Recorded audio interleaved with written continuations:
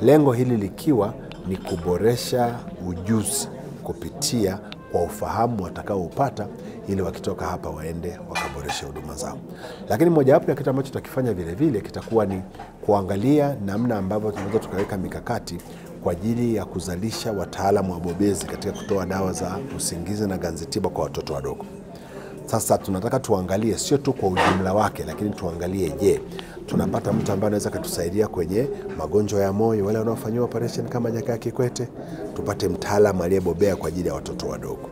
Halafu kwa wale ambao wanafanya matatizo ya mifupa kule Moi, au ubongo, uti wa mgongo na mishipa ya fahamu, yani neurosurgery, tuwe na wataalamu waliobobea katika maeneo hayo. Au masuala ya tezi, yani kama tunaitwa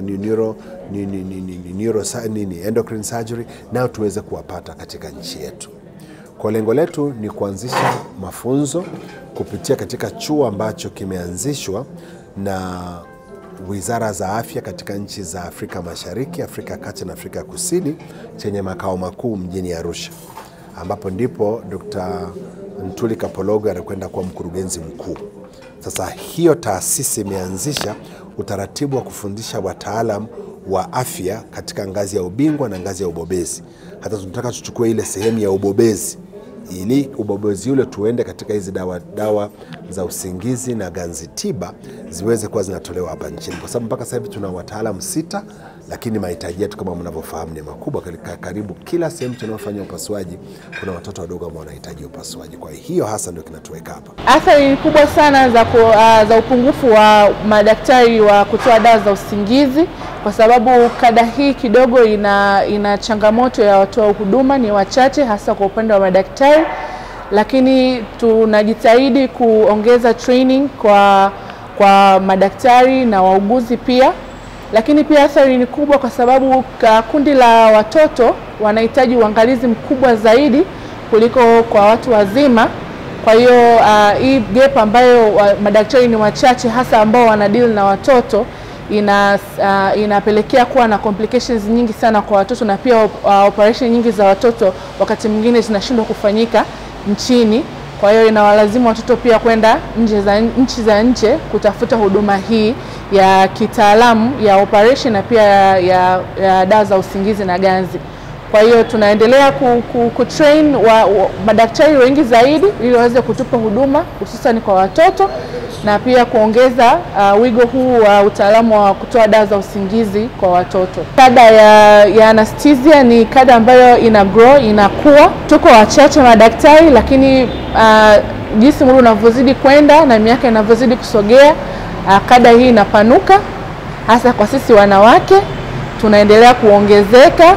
Na napenda kuwatoa wito kwa wanawake, wadada, wadogo zangu ambao wanatamani kuwa kwenye kada ya afya. Ninawapa moyo wa kwamba anesthesia is a perfect, ni good kada ya afya ambayo kwa kweli kiutaalamu sisi tunaendesha maisha ya wagonjwa ndani ya vyumba vya upasuaji. Sio kwamba shida pekee ni dawa za usingizi na ganzi. Yaweza ikawa ni kwa sababu ya upasuaji, pengine amevuja damu nyingi sana, lakini pia hizi dawa tunazowapa yaweza zikasababisha, kama hazijatolewa kwenye njia salama, mgonjwa kapoteza maisha. Ndio maana tunasema ni kitengo nyeti ambacho hakiwezi kuruhusu kosa hata dogo tu, kwa sababu kosa likiwa dogo kwenye hii kada yetu unapoteza maisha. Lakini kosa likiwa dogo kwa mtu ambaye amechomwa kwa sindano tu au anakatwa kwa kidole, basi kidole hakita kuwepo, lakini ataendelea kuishi. Sisi ni nyeti kwa sababu kosa dogo tu linagharimu maisha ya mgonjwa na anakuwa hayupo duniani. Huduma za usingizi na ganzi katika Tanzania bado tuko nyuma kidogo. Serikali imejitahidi, imetuwekea vifaa, theater zipo, mashine za kutoa dawa za usingizi zipo, monitor zipo, dawa zinapatikana. Bado tuna changamoto kwenye idadi ya watu wa huduma. Nchi kama nchi, madaktari bingwa dawa za usingizi hatuzidi 100 kwa population au kwa idadi ya watu ambao ni kama milioni 60 na kwenda juu. Itakiwa tuwe na watu kama 5 wanataaluma kwa kila watu 100,000.